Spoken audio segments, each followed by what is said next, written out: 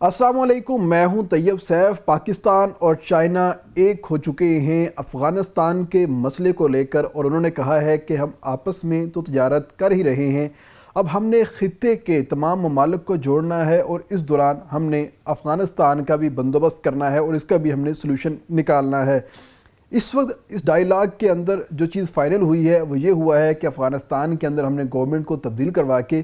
وہاں پر عوام دوست حکومت کو لے کر آنا ہے۔ آخر یہ حکومت تبدیل کیسے ہوگی اس کے حوالے سے بات کریں گے، لیکن جو سب سے بڑا بم شیل سامنے آیا ہے اور وہ بم شیل ہے مفتی عبدالرحیم کی صورت کے اندر، جو کہ جامعہ عبدالرشیدیہ کے محتمم ہیں، اور انہوں نے ڈائریکٹ ملا ہیبت اللہ کو ہٹ کیا ہے اور ان کے جو تمام تر جو کارنامے تھے اور ان کے جو گٹھ بندھن تھے ان تمام کو انہوں نے واشکار کر دیا ہے، اور ان کے جو تعلقات تھے افغانستان کے انڈیا کے ساتھ یا پاکستان کی علیحدگی پسند تنظیمیں ہیں ان کے ساتھ، وہ تمام تر چیزیں کھول کر رکھ دی ہیں۔ انہوں نے مزید کیا کہا تھا، ان تمام تر چیزوں کے حوالے سے آج ہم بات کرنے جا رہے ہیں، مگر اس سے پہلے آپ اس چینل کو سبسکرائب کیجئے گا، ویڈیو کے نیچے کمنٹ میں ہمیں ضرور بتائیے گا کہ آپ کو ہماری یہ انفارمیشن جو ہے یہ کیسی لگی ہے۔ سب سے پہلے ہم بات کرتے ہیں کہ یہ جو پاکستان اور چائنا کے وزراء خارجہ کے لیول کے اوپر اسٹریٹجک جو ڈائیلاگ ہونے جا رہے ہیں،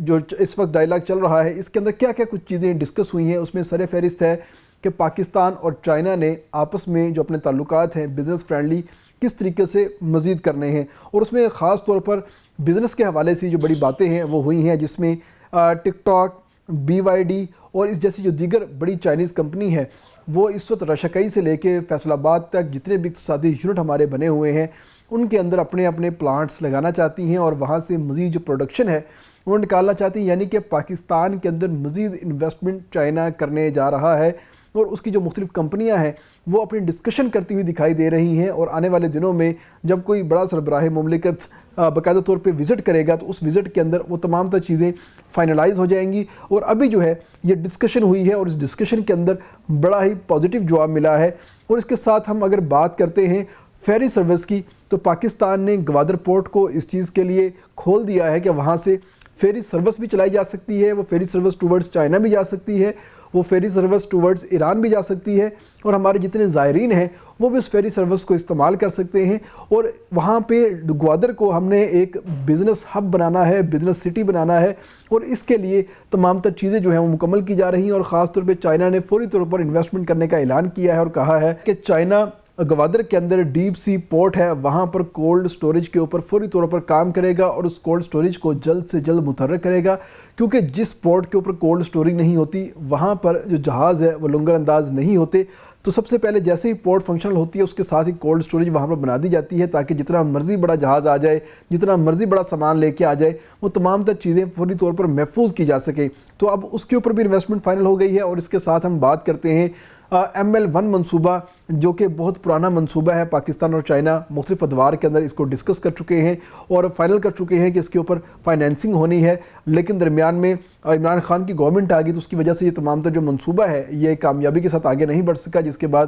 PDM کی گورنمنٹ آئی، اور PDM کی گورنمنٹ کے بعد اب نون لیگ کی گورنمنٹ آئی۔ تو نون لیگ کی گورنمنٹ نے اس سارے منصوبے کو اپنے حساب سے آگے چلانے کا فیصلہ کیا ہے، اور اس کا جو زون 1 ہے کراچی سے لے کے حیدرآباد تک، اس کے اوپر ایشین ڈیولپمنٹ بینک نے باقاعدہ طور پہ فائنینسنگ اپنی منظور کر لی ہے، تو اس کے حساب سے کام سٹارٹ ہوگا، جبکہ باقی کا جو تمام تر ایریا ہے اس کے اوپر چائنا نے ایک دفعہ پھر حامی بھری ہے کہ اس منصوبے کے اوپر فنڈنگ کرے گا، اور جلد سے جلد سارے منصوبے کو ہم مکمل کریں گے، اور مکمل کرنے کے بعد اس پورے ٹریک کو عام عوام کے لیے کھول دیا جائے گا، اور جس سے پاکستان ریلوے کی جو رفتار ہے 120 کلومیٹر فی گھنٹہ کی رفتار سے لے کے 160 کلومیٹر فی گھنٹہ ہونے جا رہی ہے۔ اس کے ساتھ ہی اگر ہم گوادر کی بات کر سکتے ہیں، ML1 کی بات کر سکتے ہیں، پاکستان میں موٹر ویز کے جو جال ہے اس کی بات کر سکتے ہیں، تو تمام تر چیزیں جو ہیں وہ ڈسکس کی گئی ہیں، کیونکہ یہ اسٹریٹجک نوعیت کے ڈائیلاگ تھے جس کے اندر پاکستان اپنی نظریاتی سرحدوں کی، دفاعی سرحدوں کی اور خاص طور پہ باقی تمام تر معاملات کی ڈسکشن کرتا ہے، وہیں پر تمام تر وہ ایشوز جو کہ حل طلب ہیں اور جن کی وجہ سے ترقی کے اندر کوئی رفتار بریک آ رہا ہوتا ہے، یا دو ملکوں کے جو تعلقات ہیں وہ خراب ہو رہے ہوتے ہیں، تو وہ چیز بھی ڈسکس کی جاتی ہے۔ تو ان دو ملکوں نے جہاں پر باقی تمام تر چیزیں ڈسکس کی، وہیں پر جو سب سے بڑی چیز ڈسکس کی وہ تھا افغانستان کا ایشو، کیونکہ افغانستان اس وقت پورے خطے کے لیے ٹربل میکر بن چکا ہے۔ اور افغانستان سے ہر ملک کے اوپر جو ایک دہشت گردی ہے، دراندازی ہے، وہ کی جا رہی ہے، جس کی وجہ سے ہر ملک جو ہے اب اس کے خلاف ہو چکا ہے۔ تاجکستان کی بات کرتے ہیں، ازبکستان کی بات کرتے ہیں، چائنا کی بات کرتے ہیں، ایران کی بات کرتے ہیں، پاکستان کی بات کرتے ہیں،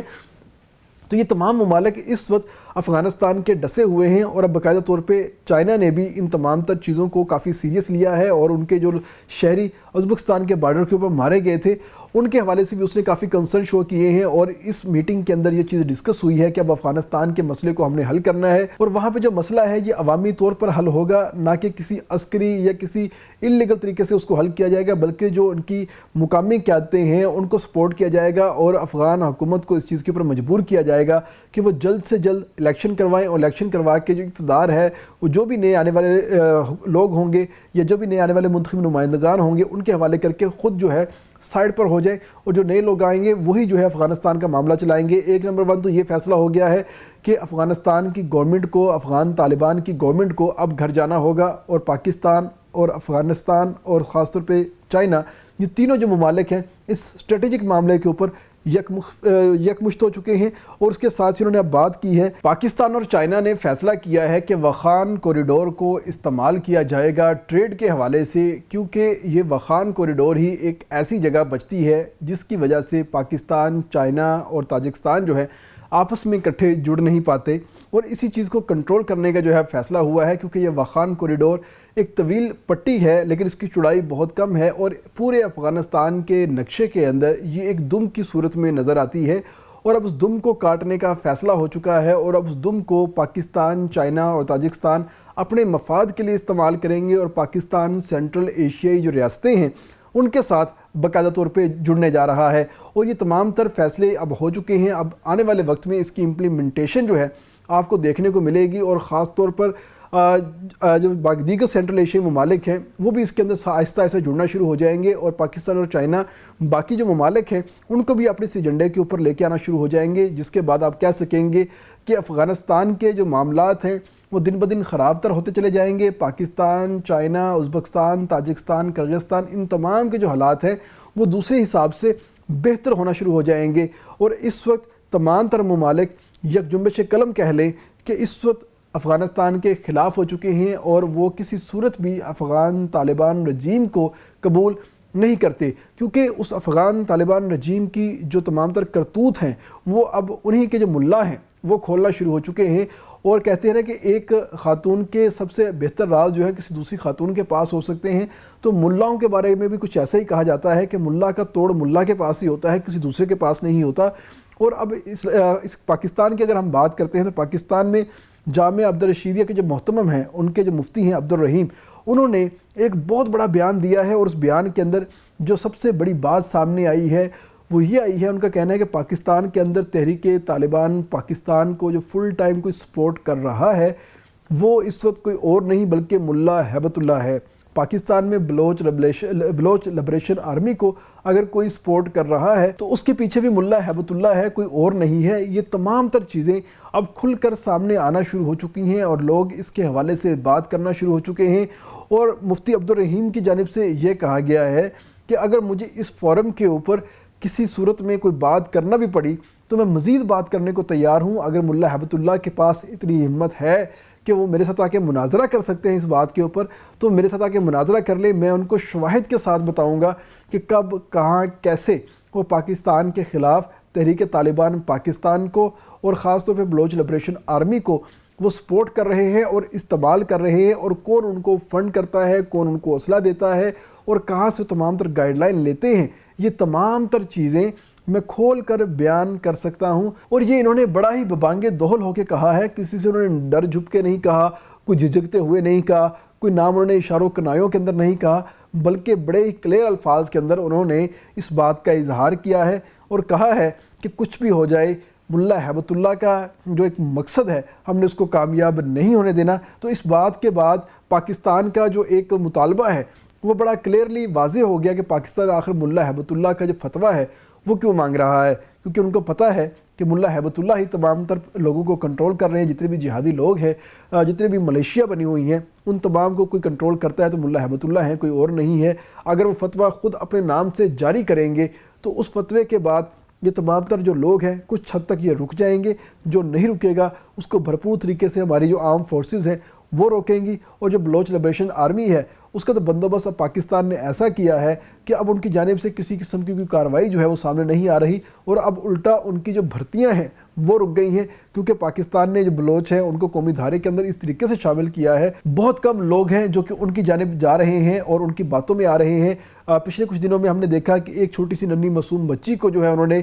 فدائی حملہ آور کے طور پر تیار کرنے کی کوشش کی تھی، اس کو بھرتی کرنے کی کوشش کی تھی، لیکن وہ بچی جو ہے وہ پاکستان کے اداروں کے پاس آ گئی، تو جس کے بعد اس کی جان بھی بچائی گئی اور اس کو محفوظ بھی بنایا گیا، اور اس سے مزید جو چیزیں ہیں وہ پتہ لگی، جس سے پتہ چلا کہ بلوچ لبریشن آرمی جو ہے پاکستان کے خلاف کس طریقے سے کام کر رہی ہے اور ان کے پیچھے کون ہے۔ تو اس وقت ملا ہیبت اللہ جو ہیں ان کے خلاف مفتی عبدالرحیم متحرک ہو چکے ہیں، اور مفتی عبدالرحیم کا جو بیان ہے پاکستان کے جتنے بھی علمی اور دینی علمی گھرانے ہیں وہاں پر بڑے غور کے ساتھ سنا گیا ہے، بڑا سنجیدہ لیا گیا ہے، اور افغانستان تک اس کا امپیکٹ جو ہے یہ جاتا ہوا دکھائی دے رہا ہے، کیونکہ سوشل میڈیا کے اوپر یہ بیان وائرل ہے، اور اس بیان کا اثر آپ آنے والے دنوں میں دیکھیں گے کہ افغانستان سے کوئی نہ کوئی آواز اس بیان کے اوپر لبیک کہے گی، اس کی سپورٹ کرے گی، اور ملا ہیبت اللہ سے سوال پوچھے گی، اور وہی دن پاکستان کی کامیابی کا دن ہوگا جس دن ملا ہیبت اللہ سے سوال پوچھا جائے گا کہ آپ افغانستان کے اوپر فوکس کرنے کی بجائے دوسرے ممالک کے اندر امن و امان کو خراب کرنے کو کیوں ترجیح دے رہے ہیں۔ پہلے آپ ہمیں اس کا جواب دیں، اس کے بعد ہم آپ سے باقی چیزیں پوچھیں گے۔ اس کے ساتھ ہی ہم امید کرتے ہیں کہ پاکستان جو ہے دن دگنی رات چگنی ترقی کرے گا، اور آپ بھی ہماری طرح اپنا اور اپنے پیاروں کا خیال رکھیں گے۔ اس کے ساتھ اجازت دیجیے گا، اللہ حافظ۔